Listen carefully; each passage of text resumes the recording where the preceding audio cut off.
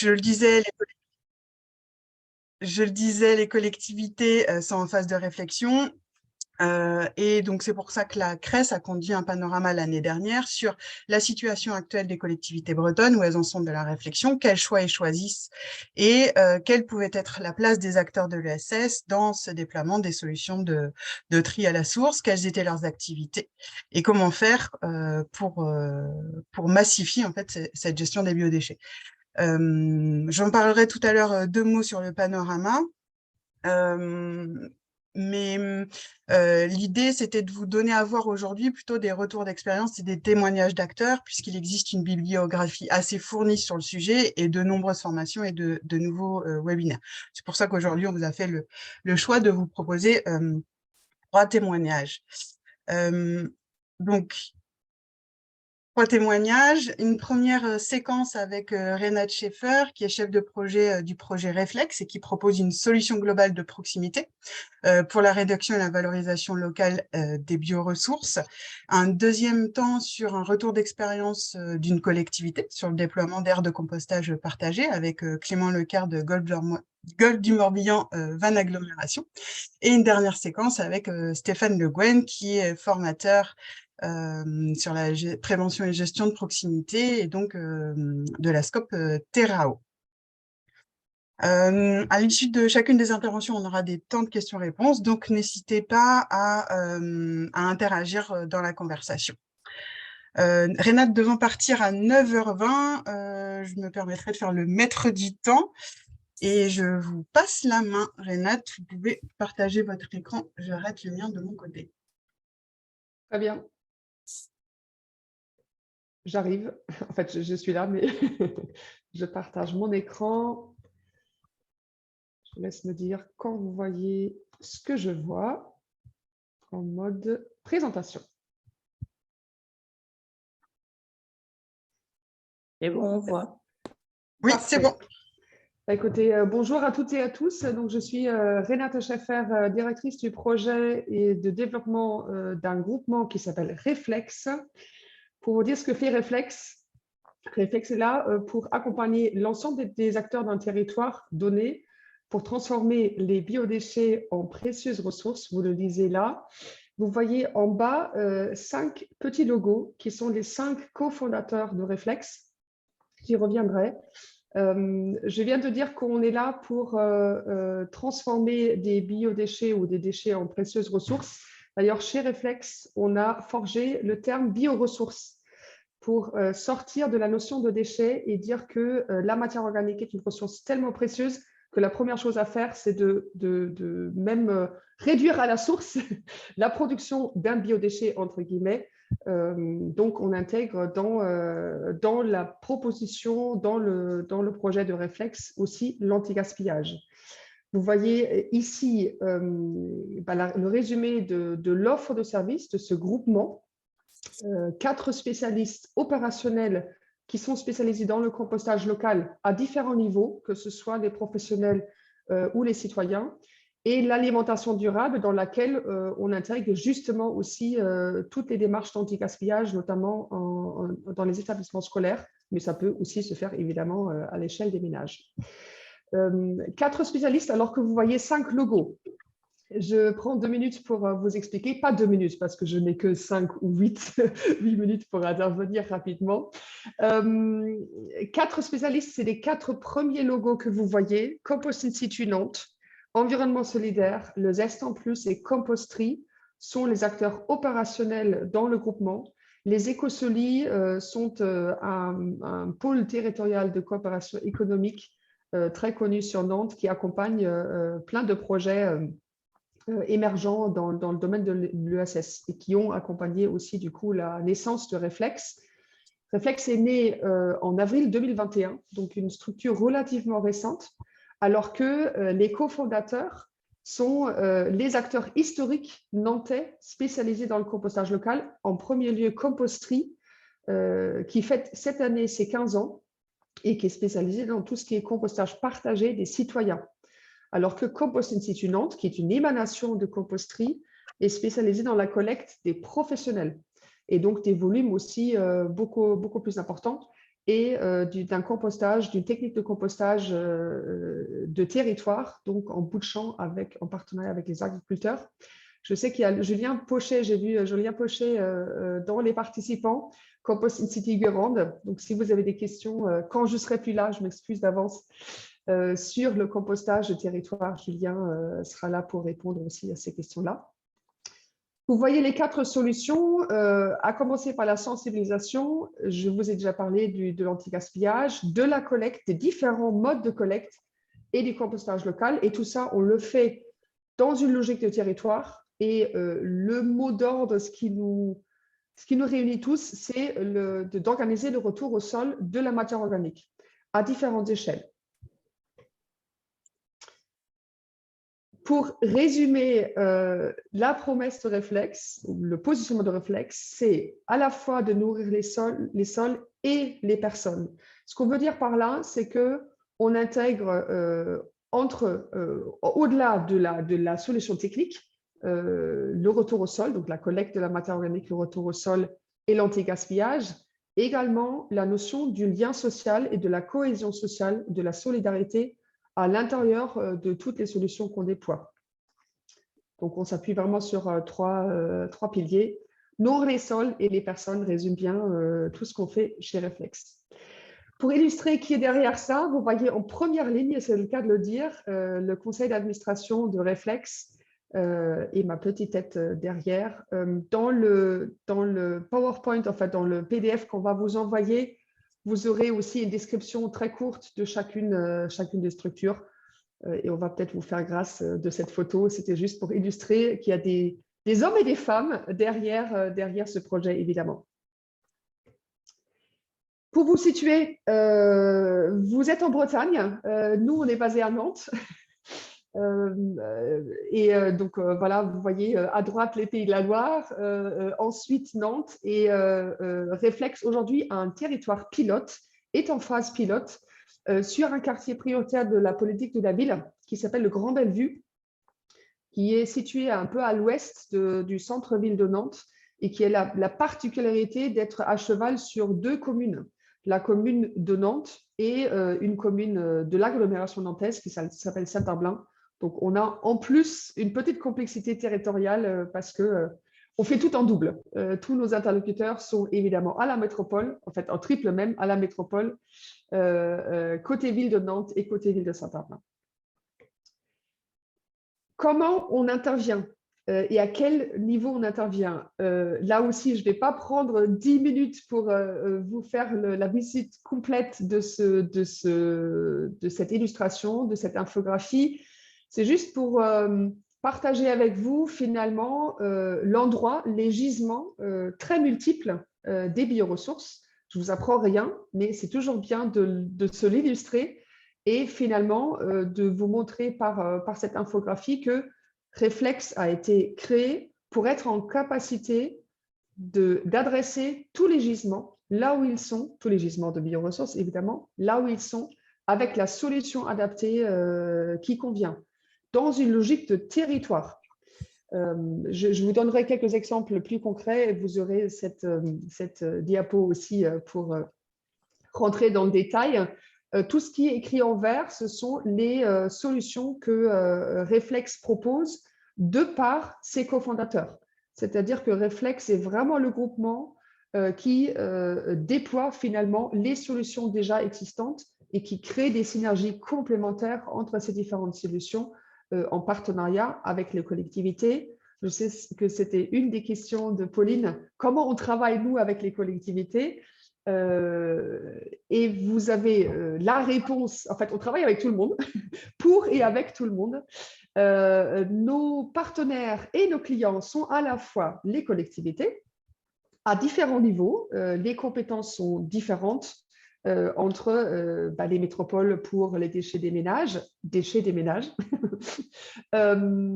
mais aussi les communes, par exemple, en tout cas, c'est le cas chez nous, les communes pour les marchés alimentaires, les communes également pour les écoles. Les entreprises, c'est un deuxième pilier de nos partenaires et clients.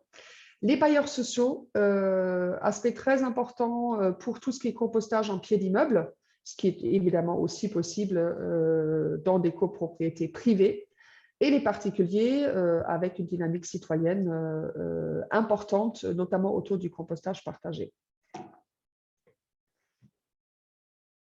Je vous ai parlé des 4 cibles de partenaires ou des 4 typologies de partenaires. Concrètement, comment on a organisé nos interventions et aussi nos prestations. Reflex est aujourd'hui sous statut associatif, mais a une activité marchande. Donc, on est voilà, soumis à la TVA, mais en fait, on propose de la prestation rémunérée. On a organisé à partir d'un diagnostic de territoire, de gisement, la prise en charge par ces 4 briques que vous voyez, dans une logique de prendre d'abord, de s'occuper d'abord sur le territoire pilote et le projet pilote, du gisement le plus concentré qui se trouve dans les marchés alimentaires, et de progresser vers le gisement des bioressources le plus diffus qui est chez les habitants. En l'occurrence, dans le territoire pilote, 10 000 foyers représentent 42% des gisements, mais ce sont 10 000 points de je ne sais pas comment dire, points de présence des bioressources en très petite quantité. Je sais que le temps est compté, donc j'y vais un peu au pas de course. Pour vous illustrer aussi cette logique de territoire et la capacité de Reflex et la volonté de Reflex d'adresser tous les gisements et aussi tous les acteurs dans une logique de territoire, on part du principe qu'un établissement scolaire est un territoire par excellence. Parce que dans un établissement scolaire, vous avez différents interlocuteurs et aussi différentes manières de traiter le sujet de la bioressource. À commencer par, vous voyez le point 4 qui est en fait la prestation technique de collecte des bioressources issues de la restauration. Mais avant ça, si on veut considérer un établissement scolaire comme un territoire, il y a des animations à l'échelle pédagogique, il y a des ateliers professionnels possibles et des formations professionnelles, notamment sur la partie anti-gaspillage, pour réduire d'abord les volumes de bioressources qui seront à collecter. Et peut-être, cerise sur le gâteau, on pourrait imaginer aussi, et on le fait, des implantations de composteurs pédagogiques et aussi de jardins pédagogiques. Ce qui fait le lien avec une des questions qui a été posée en amont, qu'est-ce qu'on fait de la matière quand on a composté, qu'est-ce qu'on en fait? Je vais y revenir sur la partie compostage partagé, parce que Pauline m'a demandé de faire un micro-focus dans les quelques minutes sur le compostage partagé et notamment le lien avec les habitants. Vous aurez compris que c'est Compostry, notre spécialiste dans le compostage partagé depuis 15 ans. Si on a le temps dans les questions, je veux bien répondre à comment ça fonctionne concrètement chez Compostry. Quelques éléments clés peut-être. Compostry défend l'idée d'un compostage partagé avec des permanences organisées, c'est-à-dire ouvert au quartier, mais sur des temps de rencontre, ce qui est très important aussi justement pour créer le lien entre les différents composteurs, en fait les personnes qui compostent. Vous voyez sur la petite image ici un référent composteur qui est un citoyen. Donc, il y a vraiment toute implantation de composteurs partagés se fait sur la base d'une dynamique citoyenne, donc avec un ou plusieurs référents qui sont des citoyens. Et sur la gauche, vous voyez un petit bonhomme qui est du coup le maître composteur qui est salarié de l'association Compostry. On a sans doute une particularité sur Nantes Métropole. Depuis 2017, Nantes Métropole a conclu un marché public avec Compostry, qui est donc du coup l'opérateur de la collectivité pour déployer aujourd'hui plus de 300, qui ont déjà déployé plus de 300 composteurs partagés sur le territoire de Nantes Métropole.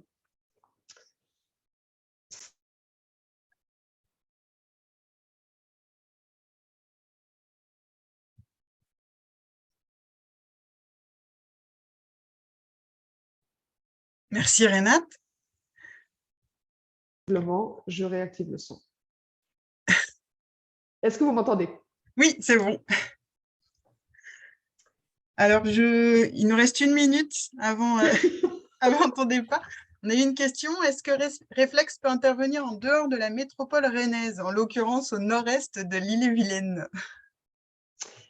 Alors, aujourd'hui, demain, oui.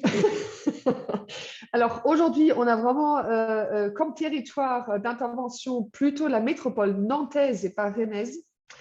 On se rend compte que le modèle Reflex intéresse beaucoup et inspire beaucoup. Très honnêtement, on a démarré, on n'avait pas forcément identifié ce besoin d'essaimage ou d'accompagnement, mais on se rend compte que ça peut être pertinent. Et la mise en réseau qui se fait par la CRES, qui se fait aussi par le réseau Compost Citoyen, et je salue Charlotte Buckelstorm qui est là aussi, pour faire du lien entre tous ces acteurs-là. Je pense qu'on a un défi commun à relever de toute façon, c'est de trouver la meilleure solution et le meilleur mix de solutions pour adresser tous les gisements. Donc, la réponse est demain, oui, on peut en parler. Peut-être une dernière question, si tu as encore 1 minute. Quelle relation avez-vous avec la tricyclerie? Alors, la tricyclerie est un partenaire de longue date. La tricyclerie, vous le savez, peut-être est en liquidation judiciaire. Je ne sais pas si c'est arrivé jusqu'à chez vous. Donc, la tricyclerie est impliquée dans le projet Reflex par un transfert de compétences sur la brique 3, qui est toujours la brique des petits producteurs professionnels, et notamment la collecte en toute proximité en mobilité douce, c'est-à-dire à vélo. Donc aujourd'hui, on assiste malheureusement à une situation un peu difficile. C'est le sort de la tricyclerie à Nantes est entre les mains d'un liquidateur judiciaire. Et il y a des offres de reprise qui sont en cours. Donc, je vous en parlerai. Je vous donnerai des nouvelles dans 15 jours ou dans 2 mois. J'ignore les délais. Je voulais répondre à 2 questions que tu nous avais partagées, Pauline, avant, en amont. Il y avait une question sur la prise en charge financière par la collectivité. J'ai, je pense, répondu sur le compostage partagé qui est vraiment 100% pris en charge dans le cadre d'un marché public. Et il y avait une question sur les nombres ETP nécessaires. Tout dépend évidemment de la taille de votre territoire, des gisements. Ce que je peux vous dire, c'est que Composterie aujourd'hui compte une dizaine de salariés, dont 4 maîtres composteurs qui accompagnent du coup la dynamique citoyenne de plus de 300 composteurs partagés sur le territoire. Et à Nantes Métropole, notre interlocuteur direct sur ce marché-là, il y a 2 personnes qui sont en charge de la prévention des déchets au sein du service déchets. Par contre, j'ignore si c'est du temps plein sur la partie compostage partagé parce qu'il y a plein de sujets dans la prévention. Il y avait 2 autres questions en amont. Ah oui, quels sont les équipements et quels acteurs pour les biodéchets des cantines? C'est sur notre territoire Compost in situ et sur le territoire national aussi. Je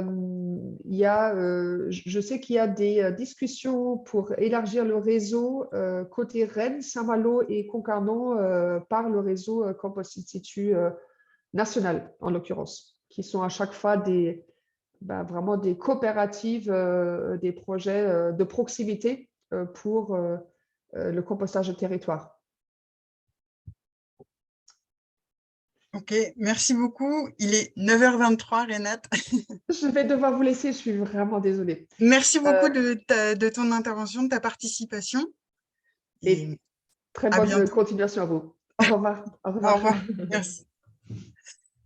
Je vais donc passer la main à Clément de Golfe du Morbihan Van Agglomération sur un témoignage autour du déploiement des aires de compostage partagées à l'échelle de la collectivité, sachant que vous venez de finir aussi une étude de déploiement de solutions de création sur votre territoire. Oui, bonjour, j'espère que vous m'entendez. Très bien. Oui, donc Clément Lecaire, moi je suis chargé de sensibilisation sur les biodéchets donc pour Golfe du Morbihan Van Agglomération.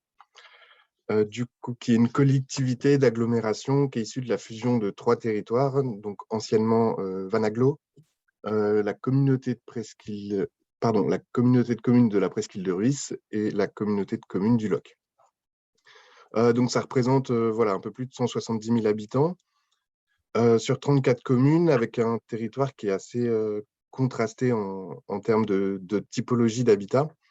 Parce qu'on a, voilà, on a du milieu urbain, du milieu rural, du milieu littoral, donc très touristique, également 2 îles avec l'île d'Ar et l'île aux Moines. Voilà. Donc une majorité, on va dire, d'habitat pavillonnaire, environ voilà, un tiers d'habitat collectif, et voilà, à peu près 20% de résidences secondaires. Du coup, l'idée, c'était de présenter un peu les actions qu'on a sur les biodéchets. Donc nous, ça fait une vingtaine d'années qu'on distribue des composteurs individuels gratuitement. Pour cela, voilà, les usagers s'inscrivent soit sur notre site internet, soit par téléphone. Voilà, donc les composteurs sont distribués gratuitement. La contrepartie, c'est d'assister à une formation d'environ 1 heure. Voilà, nous, on trouve que c'est nécessaire de faire cette formation. D'abord parce que ça permet d'être sûr que les composteurs sont bien utilisés. Également, c'est aussi l'occasion pour nous de parler de déchets verts, de végétaux et des autres techniques de réduction qu'on a autres que le compostage, notamment le paillage, le mulching, voilà, le recyclage des déchets de jardin. Voilà, on en distribue, notre rythme de croisière actuel, c'est à peu près 1 millier par an. Donc voilà, on fait des distributions et chaque session, c'est des sessions des groupes de 30 usagers. Voilà. Depuis 2003, on a voilà, équipé à peu près 26-27 000 foyers. Si on fait un ratio, ça représente à peu près voilà, 35% des pavillons qui auraient été dotés. C'est un chiffre qui est peut-être à prendre avec des pincettes, parce qu'il y a sur ces 26 ou 27 000, il y a peut-être des usagers qui ont été équipés plusieurs fois. Voilà. Donc, on n'a pas vraiment un suivi complet sur les composteurs qui ont été distribués. Voilà. On travaille également sur le compostage collectif depuis 2010. Donc, il y a à peu près voilà, 104 immeubles équipés à l'heure actuelle. Donc c'est pareil, on se base sur la demande des habitants. Donc quand on est sollicité, nous on monte un dossier et dès que c'est possible, si on a l'espace vert suffisant, qu'on a des personnes référentes et l'accord de la copropriété, on équipe l'habitat collectif de ces composteurs collectifs. Donc, sur tout ce qui est études préalables et communication auprès des habitants, on fait ça en régie, en fait. Donc, c'est le service prévention des déchets. On fournit le matériel. Et pour ce qui est du suivi, il y a une partie qui est fait en régie, et l'autre partie, on a un marché réservé à l'insertion. Et donc, actuellement, c'est les ZAD du Prat, donc à Vannes, qui a pour mission d'effectuer le suivi, c'est-à-dire voilà, faire l'apport de structurants, effectuer le mélange, transfert, éventuellement utiliser le compost dans l'espace vert de la résidence. Voilà. Par contre, toute la partie communication, quand il y a besoin de relancer les sites, ça peut arriver. Tout ce qui est communication aux habitants, ça c'est fait en régie. Voilà. Et pour ce qui est du compostage en établissement, c'est pareil, on répond dès que c'est possible positivement à la demande, donc soit des entreprises, des scolaires, administration, etc. Et donc là, on évalue le gisement et on essaye d'équiper quand c'est possible, du coup, avec le matériel adéquat. Donc là, c'est 45 établissements, du coup, pour lesquels voilà, on demande à ce qu'ils soient autonomes. Donc nous, on peut évidemment intervenir à leur demande en cas de besoin particulier. Mais par contre, on n'effectue pas de suivi régulier. On propose, alors là, sur la partie, on va plus dire plus déchets verts. un service de broyage de végétaux à domicile, donc qui est réservé aux particuliers. Et là, on passe par un marché, encore un marché réservé à l'insertion. Et donc, c'est une entreprise adaptée qui s'appelle ProAct, qui est basée à Plougoumelen, donc sur notre territoire. Voilà, leur mission, du coup, c'est d'aller chez les usagers, de broyer les végétaux et de laisser le broyat à des fins de paillage ou de compostage chez l'usager. Donc là, les usagers s'inscrivent sur le site ou par téléphone et ensuite le prestataire prend rendez-vous et se rend chez l'usager avec un broyeur du coup qui est fourni par la collectivité. Voilà, donc ça c'est facturé aux usagers 50 € par heure et dans une limite de 3 heures par usager. Il faut savoir que voilà, il y a à peu près 50% du coût du service qui est pris en charge par la collectivité. Également, pour ce qui est broyeur, la collectivité a mis à disposition des 2 îles des broyeurs de végétaux, du coup, pour ces cas un peu particuliers où la gestion des végétaux est beaucoup plus compliquée que sur le continent. Voilà. Et donc là, avec un broyage qui est effectué par les services communaux. Donc voilà, sur le service de broyage, environ 143 interventions réalisées en 2021.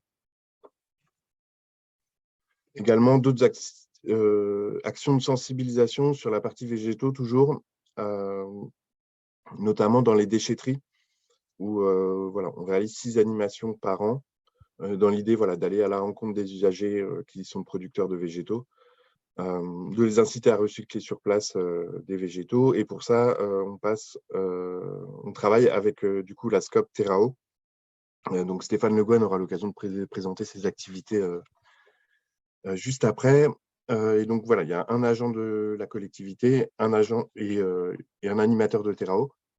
Voilà, donc là, on va parler paillage, broyage à l'aide d'une tondeuse, parler de nos services sur le compostage, sur le broyage de végétaux.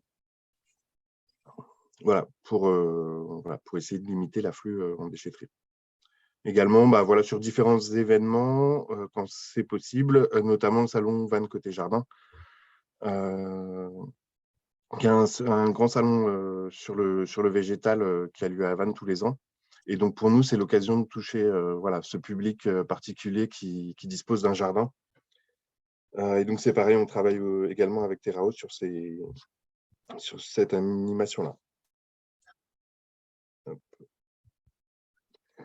Et du coup, nous, on arrive sur la fin de notre étude sur la généralisation du coup du tri à la source. Et donc, l'idée, c'est que voilà, on part d'actions qui sont un peu basées sur le volontariat, que ce soit pour le compostage individuel ou collectif. On répond à la demande. La question, c'est comment faire pour généraliser.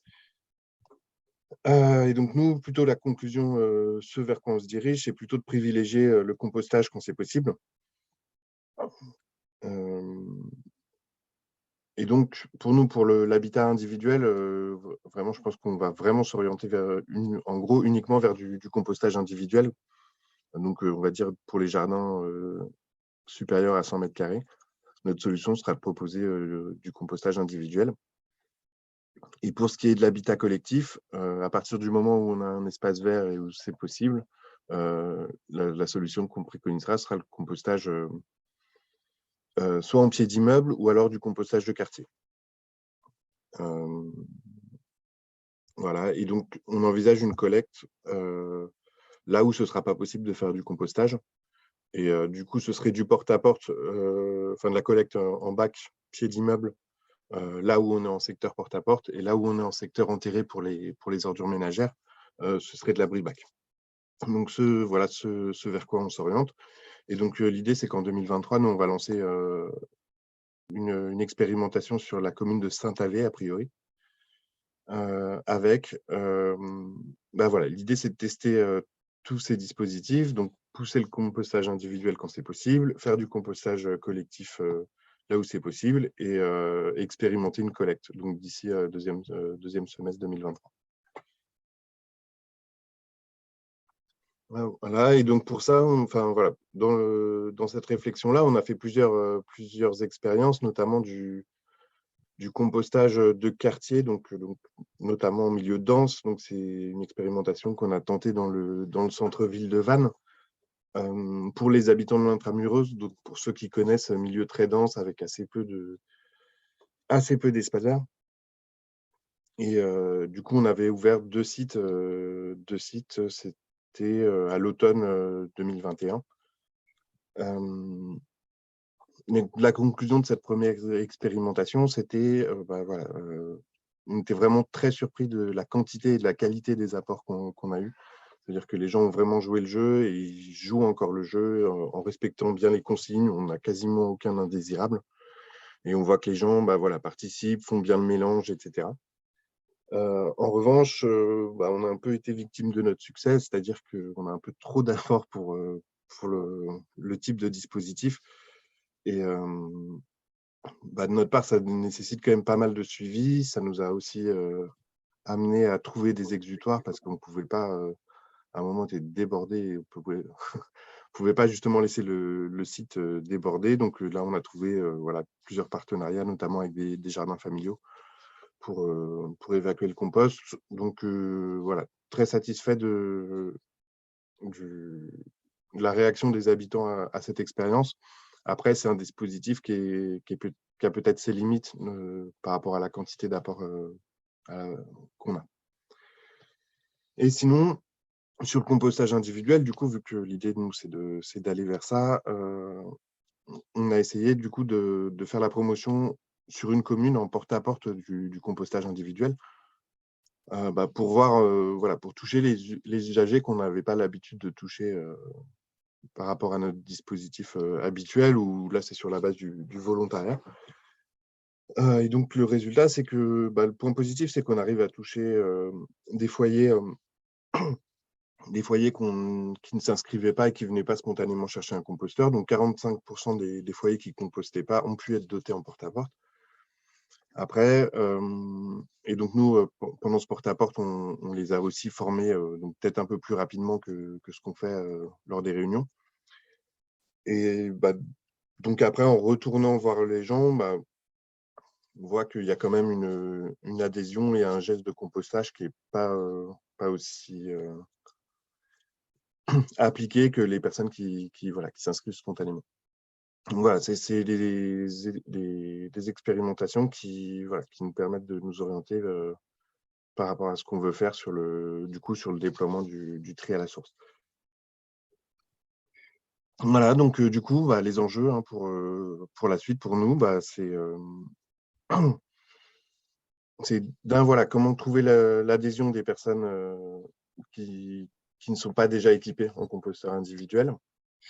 Et après, sur le compostage collectif, c'est de trouver une organisation qui nous permette d'effectuer un suivi et une gestion de ces sites de compostage collectif qui n'est vraiment pas évidente. Donc, ça nécessite à structurer un peu une filière déjà pour la matière structurante. Et également, voilà, faire ce suivi qui nécessite de la manutention, qui n'est pas simple. Et éventuellement, également, de trouver les exutoires les plus locaux possibles. Voilà. Donc, voilà. Merci Clément. Où on en est aujourd'hui. Très bien, c'était très clair. Plusieurs questions. Vu la grandeur du territoire, est-ce qu'il y a plusieurs lieux de formation, notamment, je pense, lors de la distribution des composteurs individuels? Oui, alors ces distributions, on les fait en régie et également en partie avec Terrao qui nous assiste là-dessus aussi. Donc, celles qui sont à notre centre d'exploitation des déchets, donc à Texno-Yalo, donc plutôt proche de Vannes, celles-là, on les fait en régie. Par contre, on fait 6 sessions par an qui sont déportées, on va dire. Donc, il y en a à Locmaria-Grandchamp, à Sarzeau et à Baden. Et donc, là, on fait appel à Terrao parce que du coup, en plus de leur expertise, ils nous aident aussi sur la partie logistique. Nous, on n'aurait pas forcément tout le matériel pédagogique. On ne pourrait pas déplacer tout notre matériel pédagogique dans ces endroits. Ok.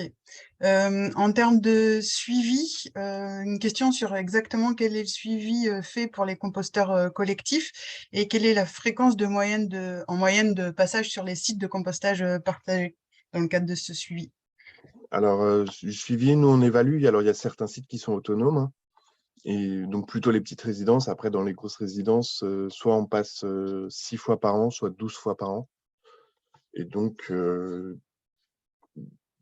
la première couronne, le suivi est fait par les AT. La deuxième couronne, donc les sites les plus excentrés, ce suivi-là est fait en régie. Et donc, ça consiste en faire l'apport de structurants, mélanger, faire les transferts, le lien avec les référents. Voilà. Et puis répondre.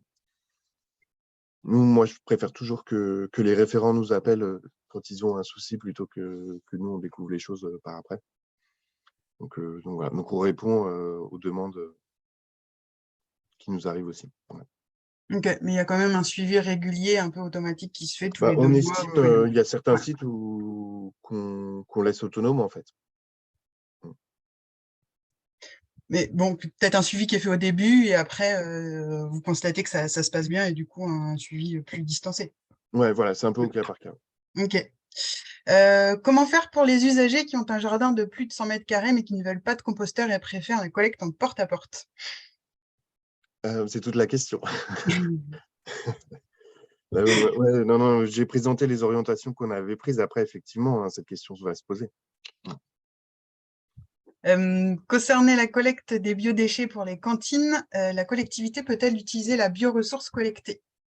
Il y a effectivement une notion d'agrément pour pouvoir la utiliser en ressources. Alors peut-être labellisation du compost, il me semble, quand c'est des grosses quantités.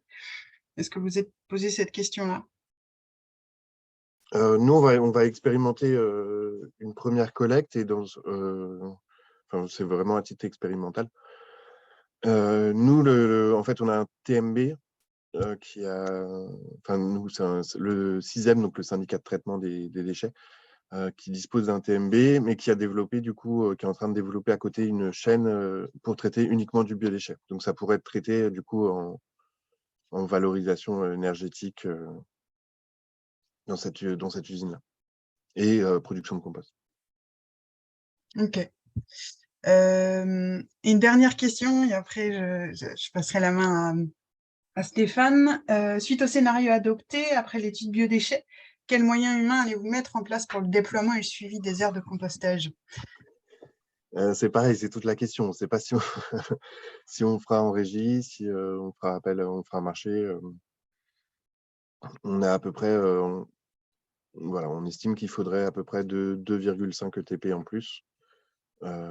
Après, c'est difficile aussi de dire qu'une personne ne fait que ça, que du suivi de composteur. C'est un peu, c'est très, ça demande énormément de manutention. Donc il y a une organisation à approuver, hein, c'est toute notre problématique et j'imagine qu'on n'est pas les seuls à avoir cette problématique. Ok, merci beaucoup Clément. Audrey, j'ai bien vu la dernière question et je la garde pour la fin de notre webinaire. Peut-être je vais vous repartager mon écran et avant de passer la parole à Stéphane. Alors, oui, je vais hop, ici. Alors, excusez-moi, je voulais vous parler rapidement du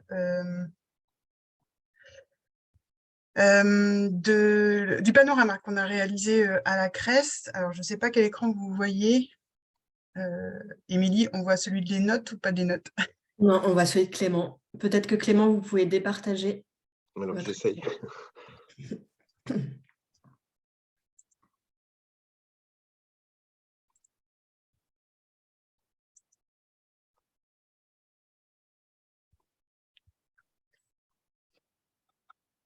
Alors, excusez-moi, j'arrive vraiment pas.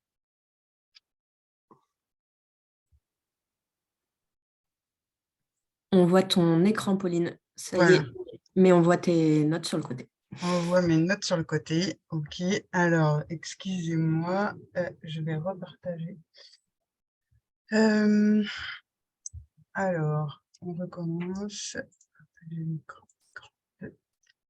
Voilà. Voilà, normalement, c'est bon. Et je vais donc... Voilà. Je voulais vous repréciser un peu quelles étaient les activités exercées On par ne voit les pas acteurs. ton diapo, Pauline. Ah, mince. Écran. Là, est-ce que c'est bon? Ouais. Ok, Parfait. d'accord. Donc, je voulais vous repartager un peu les activités. Enfin, on a dans la filière de gestion des biodéchets de proximité, les activités qu'on avait identifiées, exercées notamment par les acteurs de l'ESS. Donc, elles sont au nombre de 6. Donc, tout ce qui va être activités de sensibilisation, prévention, toutes les activités de formation, accompagnement à la mise en place, et on l'a bien vu dans le témoignage de Clément juste avant, tout ce qui va être fabrication de matériel, fabrication de compost, la gestion des installations, et on l'a vu aussi sur le suivi, la gestion des exutoires, donc dans des jardins partagés ou vers vers des agriculteurs, et tout ce qui va être accompagnement sur la durée, et on a vu aussi tout ce qui va être suivi sur le long terme. Donc ça, c'est les activités qu'on a identifiées pour les acteurs de l'ESS. Et ensuite, on a identifié, donc là, ici, vous avez la cartographie de tous les acteurs bretons ESS qui ont une activité dans la gestion des biodéchets. Alors, ça reste des acteurs bretons. Il y a évidemment des acteurs de d'autres territoires, et notamment, je pense, des Pays de la Loire qui interviennent sur le sud du Morbihan et qui ne sont pas cités ici, mais vous pouvez les retrouver sur la carte collaborative Carteco. Et donc, ça vous donne un peu un aperçu de tous les acteurs, acteurs ESS présents et qui ont une activité dans la gestion des biodéchets. Voilà, alors ici, vous avez les sièges, mais ils ont évidemment une intervention qui peut être plus large que leur simple localisation. Je pense à Vers-le-Jardin, Finistère, par exemple, qui est localisé à Brest, mais qui va intervenir sur l'ensemble du département. Et c'est à peu près équivalent pour la majorité des acteurs présents sur cette carte. Et il en manque, puisque tout à l'heure, Clément, vous en avez cité quelques-uns qui ne sont pas sur cette carte-là, mais ça vous donne déjà un premier aperçu. On en a dénombré 18 en Bretagne. Stéphane, du coup, toi, tu es un acteur essentiel du Morbihan. Tu es fondateur de la SCOP Terrao. Est-ce que tu peux nous présenter un peu ta structure et les missions de Terrao? Oui, bonjour à tous et à toutes. Oui, Terrao est basé dans le Morbihan, à côté de Vannes, ce qui explique qu'on travaille pas mal avec GMVA, avec une création en 2006, et puis un passage en coopérative, en SCOP, en 2020. Et notre territoire d'action, c'est essentiellement la Bretagne, sur certaines activités, sur la plupart des activités, et puis un peu plus loin, voire beaucoup plus loin, sur des projets où on vient nous chercher sur la question notamment des espaces verts, des déchets verts, etc. Et sur nos activités, donc on en a plusieurs, on en a 4. On fait de la régie de toilettes sèches mobiles pour de l'événementiel de plein air, festival, événements sportifs, etc. Aussi, on a une activité de bureau d'études par de l'assistance à maîtrise d'ouvrage dans les projets d'installation de toilettes sèches fixes sur du littoral, essentiellement, enfin, des espaces naturels sensibles. Un petit peu d'AMO aussi sur la question des biodéchets, mais on pourra y revenir. Une activité un petit peu annexe, mais qu'on souhaite garder, qui est les vieilles charrues, c'est-à-dire Julien, qui est mon collègue et associé. On fait partie des 8 encadrants du service environnement des vieilles charrues. Et la question, le sujet que moi je traite essentiellement, c'est la question des déchets, donc nettoyage manuel, mécanique, et puis les filières évidemment de valorisation derrière, sachant aussi qu'on a réussi enfin à mettre en place une filière pour les biodéchets aux vieilles charrues, pas avec le grand public encore, et je pense pas qu'on ira parce qu'il y a très peu de matière à les collecter. En revanche, sur la restauration d'équipe qui fait 2000 couverts par jour, il y a un peu de préparation et quand même des résidus de fin de repas. Donc, il a fallu beaucoup de temps pour trouver la bonne méthode et les bons outils de collecte. Et puis, ça y est, c'est en place. Et plus c'est en place, et plus les services nous demandent d'être équipés. Donc, c'est plutôt une démarche volontariste en fait, des différents services. Mais si vous avez des questions là-dessus, je pourrais y répondre. Et puis, la 4e activité qui nous occupe plus là, sur le sujet d'aujourd'hui, c'est autour de la prévention et gestion de proximité des biodéchets. Alors, j'entends ici les biodéchets en sens large, c'est-à-dire préparation fin de repas, un peu à toute échelle. Et puis, la question des végétaux aussi, qui est omniprésente, évidemment, en Bretagne, dans tout le Grand Ouest, mais aussi ailleurs.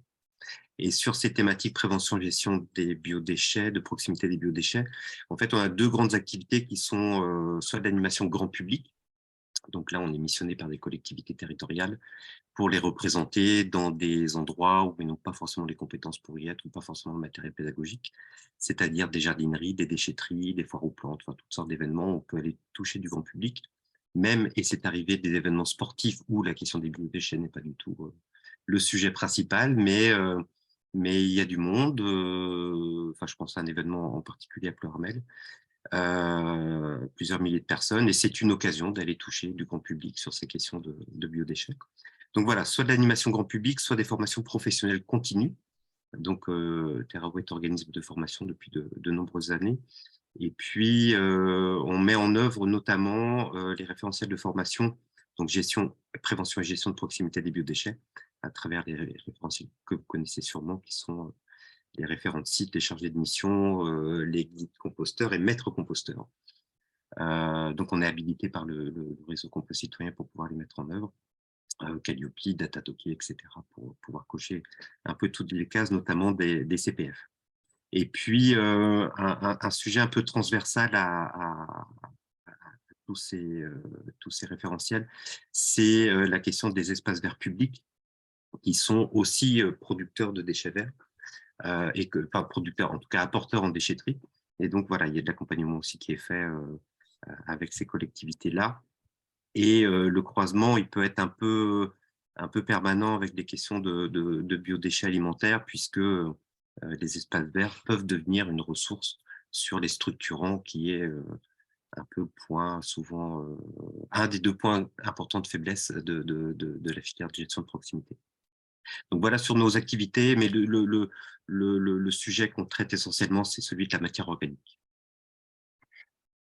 Merci. Donc toi, tu interviens majoritairement sur le département du Morbihan. On parle dans d'autres régions. Il existe un réseau régional compost citoyen. En Bretagne, il est pas encore existant. C'est pour bientôt, a priori. Oui, alors il est existant, ce réseau, mais il est informel aujourd'hui. C'est une demande de l'ADEME nationale il y a quelques petites années, que le réseau Compost Citoyen, qui est aujourd'hui le référent, hein, notamment organisme certificateur sur les formations professionnelles continues, une demande de l'ADEME pour créer des réseaux régionaux. Donc, quasiment toute la France est couverte. Là, il manque encore à la Bretagne. On met un peu de temps, mais ce n'est pas un problème en soi, sachant qu'on se connaît déjà tous, on co-travaille ou co-réalise parfois des missions ensemble. Et donc, oui, le 13 janvier, là, il y a la première rencontre physique qui va se faire, on ne sait pas où, mais la date est déjà posée. Okay. Là-dedans, on va trouver des associations, des entreprises, enfin, pour la plupart, en tout cas, elles rentrent dans le champ de l'ESS. Quelles seront ces missions, en fait, à ce réseau régional? Ce réseau régional-là, il a vocation à se fédérer un petit peu plus entre nous. On se connaît, mais pas en détail, finalement. C'est-à-dire qu'on a tous un peu des particularités, parfois, sur des missions, sur des secteurs géographiques, ou sur des compléments d'activités qui peuvent être cohérentes avec le sujet des biodéchets. Donc l'idée, c'est ça, c'est de rendre un peu plus visible la filière aussi, et puis de devenir un interlocuteur un peu plus direct avec l'ADEME Bretagne, parce que les réseaux régionaux ne seront plus liés à l'ADEME nationale, mais plutôt aux délégations régionales de l'ADEME. Et puis probablement aussi créer des liens un peu plus étroits avec la région, qui évidemment, vous le savez tous, a la compétence prévention déchets. Oui. Dans le panorama que la CRES a réalisé, donc avec l'aide des étudiants de l'École des métiers de l'environnement, je rends à César ce qui appartient à César. Les collectivités ont montré se sont positionnées majoritairement sur la solution de gestion de proximité des biodéchets comme première solution en fait à déployer sur leur territoire. Selon toi, quels sont les atouts des acteurs de l'ESS dans le déploiement de cette solution? Oui, à mon avis, la première chose, c'est d'être plus dans un esprit coopératif que concurrentiel.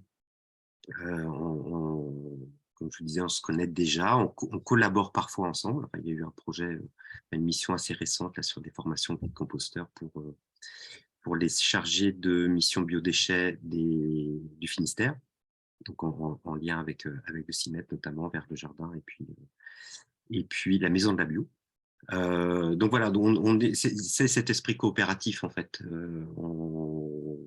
qui n'est pas forcément lié au statut des entreprises ou des associations, mais qui est lié au fait qu'on traite un sujet commun avec des approches communes, parfois des divergences aussi hein, sur des manières par exemple d'aborder le grand public ou de prioriser un peu les thématiques dans les collectivités.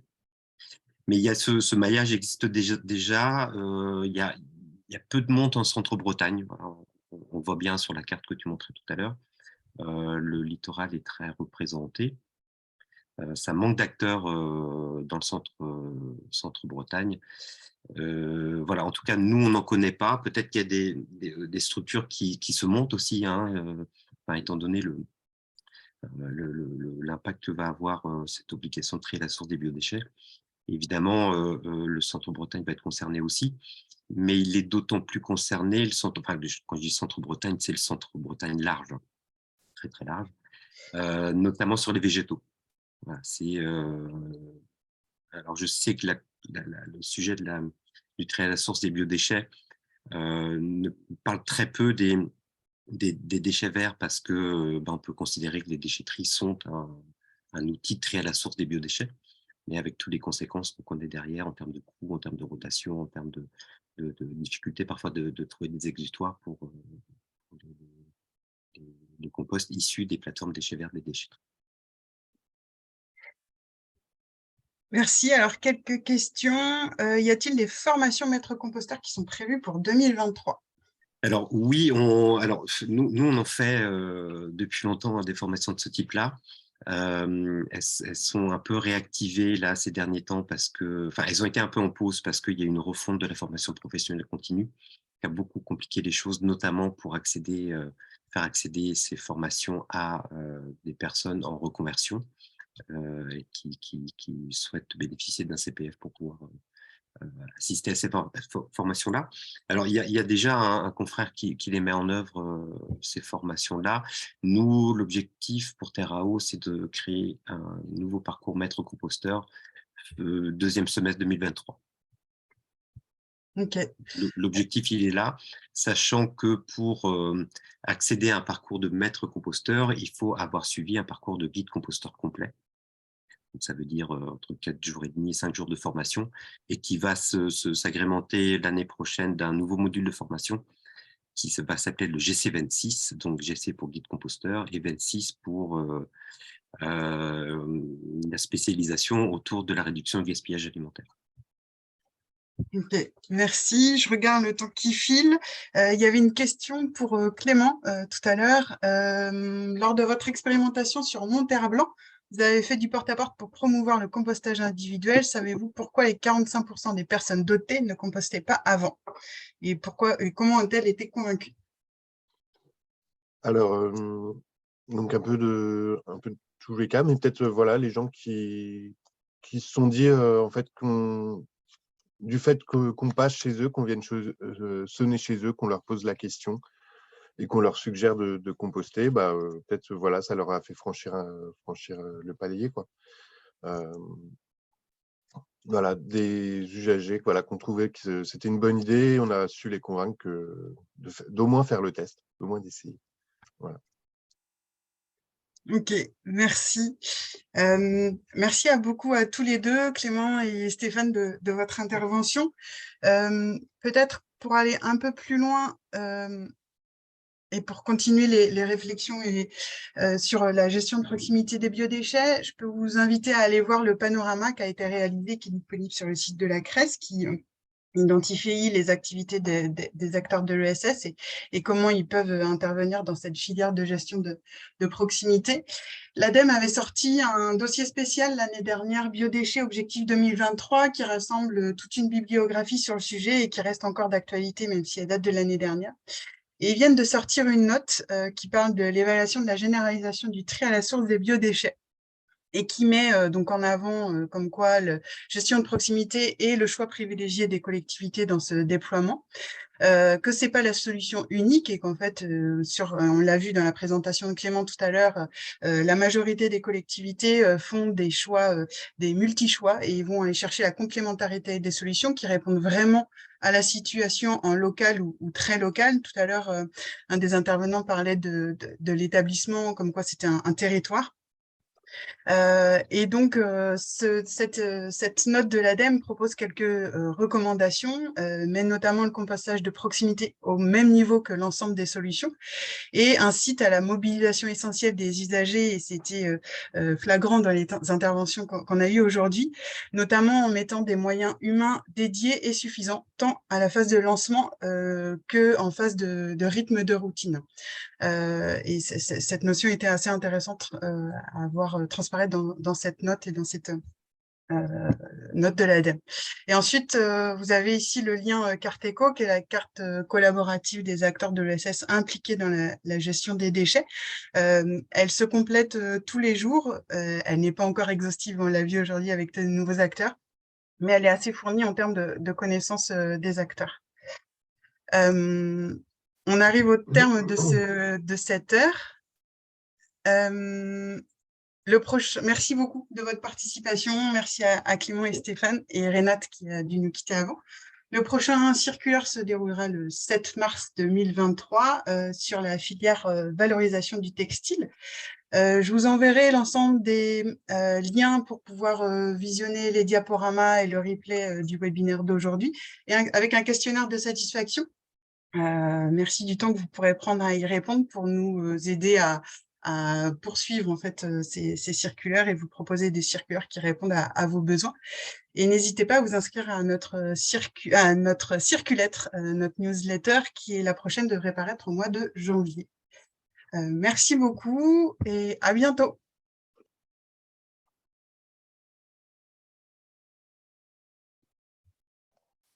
Merci.